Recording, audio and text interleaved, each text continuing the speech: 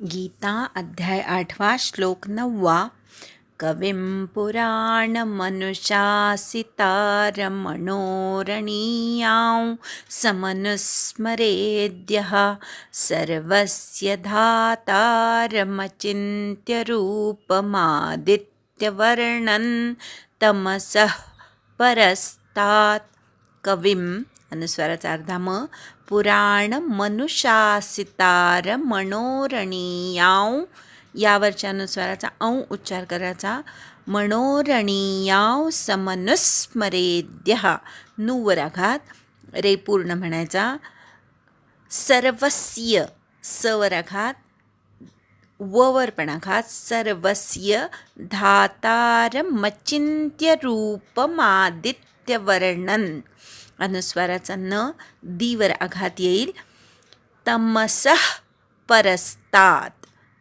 परस्तात मधल्या रवर आघात वरच्या ओळीमध्ये पुराण मनुशासितारम असा शब्द आहे आणि अणोरणीयाव समनुस्मरेद्यः तो पुराण मनुशासितार मणो र मणो असं एकत्र म्हटलं की अणो हो ऐकू येतं. खालच्या ओळीत पण तसंच सर्वस्य धातारमचिन्त्य रूपम आदित्यवर्णम सुद्धा प आणि मा एकत्र म्हटलं की आदित्यवर्ण आपोआप ऐकू येतं. सर्वस्य धातारमचिन्त्य रूपमादित्यवर्णन पण इथे रूपला थांबायचं नाही किंवा प असं पण म्हणायचं नाही. रूपम आदित्य असं ऐकू आलं पाहिजे आपल्या म्हणण्यातनं आपोआप.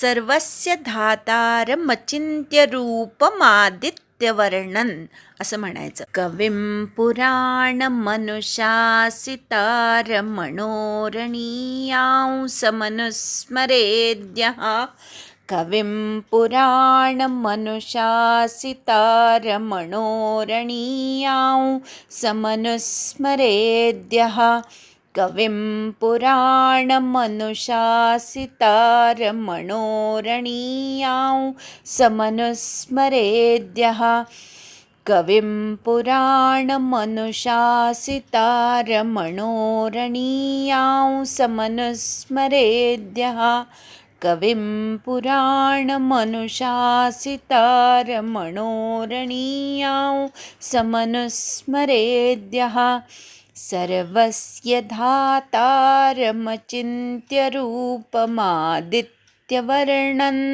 तमसः परस्तात् सर्वस्य धातारमचिन्त्यरूपमादित्यवर्णन् तमसः परस्तात् सर्वस्य धातारमचिन्त्यरूपमादित्यवर्णन् तमसः परस्तात् सर्वस्य धातारमचिन्त्यरूपमादित्यवर्णन् तमसः परस्तात् सर्वस्य धातारमचिन्त्यरूपमादित्यवर्णन् तमसः परस्तात् कविं पुराणमनुशासितारमणोरणीयां समनुस्मरेद्यः सर्वस्य धातारमचिन्त्यरूपमादित्यवर्णन् तमसः परस्तात्. संधी विग्रह कविं पुराणम् अनुशासितारम् अणोः अणीयां सम अनुस्मरेत् यः सर्वस्य धातारम् अचिन्त्यरूपम् आदित्यवर्णं तमसः परस्तात्. कविं म्हणजे सर्वज्ञ, पुराणम म्हणजे पूर्वीचा, अनादी किंवा पुराण या शब्दाचा असाही अर्थ आहे की पुरा असून नवीन, जुनं असून सुद्धा नवीन नवीन रूप धारण करणारं म्हणून त्याला पुराण असं पण म्हणतात. अनुशासितारम सर्वांचं अनुशासन करणारा, नियमन करणारा. अणोहो म्हणजे अत्यंत सूक्ष्म, अणीयां सम म्हणजे सूक्ष्माहून सूक्ष्म, अनुस्मरेत म्हणजे स्मरण करावं किंवा स्मरण करणारा. यः म्हणजे जो, सर्वस्य म्हणजे सर्वांचा, धातारम म्हणजे धारण पोषण करणारा, अचिंत्य रूपम म्हणजे चिंतनाने सुद्धा ज्याचं स्वरूप कळत नाही असा तो, अचिंत्य चिंतनानेही न कळणारा, आदित्यवर्णम सूर्याप्रमाणे अत्यंत तेजस्वी किंवा सूर्याप्रमाणे नित्य चेतन प्रकाशरूप हे ज्याचं स्वरूप आहे. तमसहा, तम म्हणजे काळोख किंवा अज्ञान, अज्ञानाच्या परस्तात म्हणजे पलीकडचा. अन्वय. यः कविं पुराणम अनुशासितारम अणोः अणीयांसम सर्वस्य धातारम अचिंत्यरूपम आदित्यवर्णम तमसः परस्तात अनुस्मरेत. जो पुरुष सर्वज्ञ, अनादी, नियंता, सूक्ष्मापेक्षाही अतिसूक्ष्म, सर्वांचं धारण पोषण करणारा, अचिंत्य स्वरूप, सूर्याप्रमाणे अत्यंत तेजस्वी प्रकाशरूप, अविद्येच्या फार पलीकडे असणारा, शुद्ध असणारा परमात्मा त्याचं निरंतर स्मरण करतो. या श्लोकाचं आपण विवरण बघूया. मागच्या श्लोकामध्ये त्या परमपुरुषाचं अनुचिंतन करणारा त्या परमपुरुषापर्यंत जातो असं भगवंतांनी सांगितलं. आता इथे त्या परमपुरुषाचं अनुचिंतन कसं करावं, त्याच्याबद्दल विचार कसा करावा हे भगवंतांनी सांगितलेलं आहे. परमात्मा कसा आहे तर कविम, सर्वज्ञ आहे, त्याला तिन्ही काळाचं ज्ञान आहे, म्हणून परमात्मा हा सर्वज्ञ आहे असं त्याचं चिंतन करावं. पुराणम, अत्यंत अनादी, कधीपासून परमात्मा आहे हे आपल्याला माहिती नाही, म्हणून तो पुराण आहे. अजूनही एक या शब्दाची फोड अशी सांगितलेली आहे, पुरा असून नूतन, जुनं असून सुद्धा नवीन नवीन रूप धारण करणारं, म्हणून सुद्धा परमात्म्याला पुराण असं म्हटलं जातं. तो परमात्मा रोज नवीन नवीन रूप धारण करून ह्या जगामध्ये वावरत असतो, म्हणून तो पुराणम. अनुशासितारम, संपूर्ण जगावर ज्याचं शासन चालतं. पृथ्वी थोडीशी कललेली असून सुद्धा स्वतःभोवती अखंड फिरत आहे आणि त्याचबरोबर ती सूर्याभोवतीही अखंड फिरत आहे. पृथ्वीचं हे फिरण्याचं चक्र, दिवस रात्रीचं चक्र वर्षानुवर्ष, युगानुयुग अखंड चालू आहे. हे कार्य कुणी लावून दिलं पृथ्वीला, की तू स्वतःभोवती पण फिर आणि सूर्याभोवती पण फिर. हे सगळं सृष्टीचं अनुशासन लावून देणारा भगवंत आहे. जीवाला जन्माला येणं, वाढणं, क्षीण होणं, प्रत्येक जीवामधल्या ह्या अवस्थासुद्धा, प्रत्येक जीवाचं रूप कसं असावं हे सगळं अनुशासन भगवंतानी लावून दिलेलं आहे. अनुशासन म्हणजे नियम.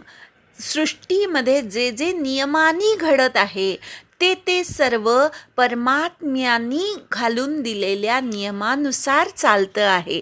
असा हा परमात्मा. आपण नेहमी म्हणतो की नाही, की परमात्म्याच्या आज्ञेशिवाय झाडाचं पानसुद्धा हलत नाही.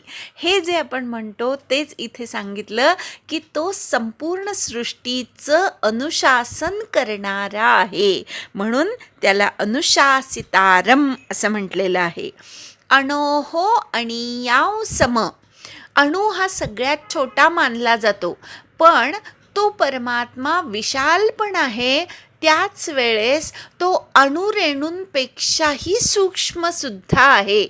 एकाच वेळेस विशालता आणि अत्यंत सूक्ष्मपणा एकाच ठिकाणी असणं हे परमात्म्याचं वैशिष्ट्य आहे, वेगळेपण आहे. सर्वस्य धातारम, सर्व जीवांचा, सर्व सृष्टीचं धारण पोषण करणारा भगवंत आहे. सर्व देवतांसह मनुष्य, असुर, जे जे काही जीव आहेत त्या सर्व जीवांचं धारण पोषण कोण करतं?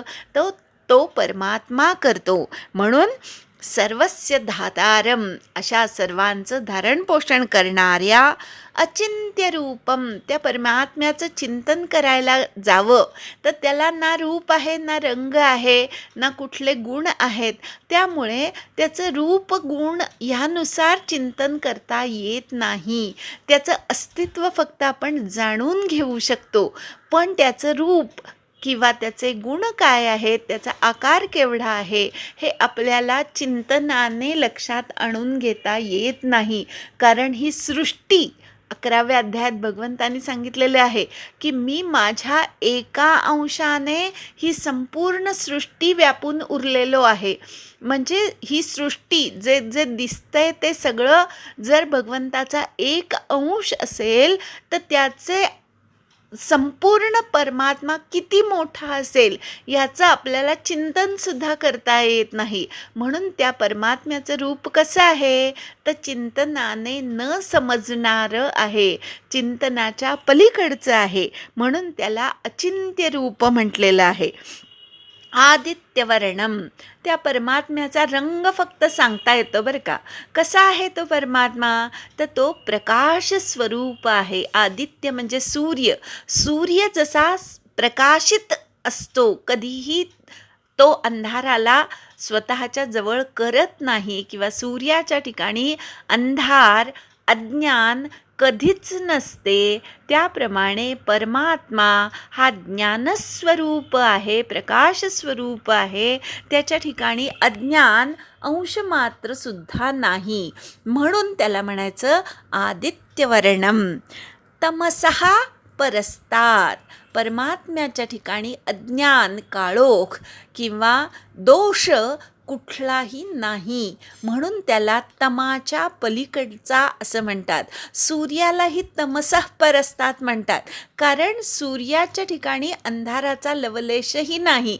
जर तुम्ही म्हटलात की बा सूर्या तुझे खूप उपकार झाले, तू आल्यामुळे अंधार नाहीसा झाला, सूर्य अंधाराला शोधायला जाईल तर तिथे अंधार उरणारच नाही. त्याप्रमाणे तुम्ही जेव्हा परमात्म्याला शोधायला जाता तेव्हा अंधाराचं अज्ञानाचं अस्तित्वच उरत नाही. म्हणून परमात्म्याला तमाच्या पलीकडचा किंवा काळोखाच्या अज्ञानाच्या पलीकडचा असं इथे म्हटलेलं आहे. त्या तमाच्या पलीकडे असणाऱ्या परमात्म्याला नेहमी चिद्घन असणाऱ्या प्रकाशमय असणाऱ्या त्या परमात्म्याचं स्मरण करावं. अनुस्मरेत म्हणजे नित्य स्मरण करावं किंवा नित्य स्मरण करतो. आता मागच्या श्लोकात अनुस्मरण करावं असं सांगितलं. ते अनुस्मरण काय स्वरूपाचं करावं हे या श्लोकामध्ये सांगितलं. हे अनुस्मरण मरणकालापर्यंत करायचं आहे, हेही लक्षात ठेवायचं. आता आपण एकदा श्लोक म्हणूया आणि थांबूया. कविं पुराणमनुशासितारमणोरणीयां समनुस्मरेद्यः सर्वस्य धातारमचिन्त्यरूपमादित्यवर्णन् तमसः परस्तात्. हरि ओम तत्सत्.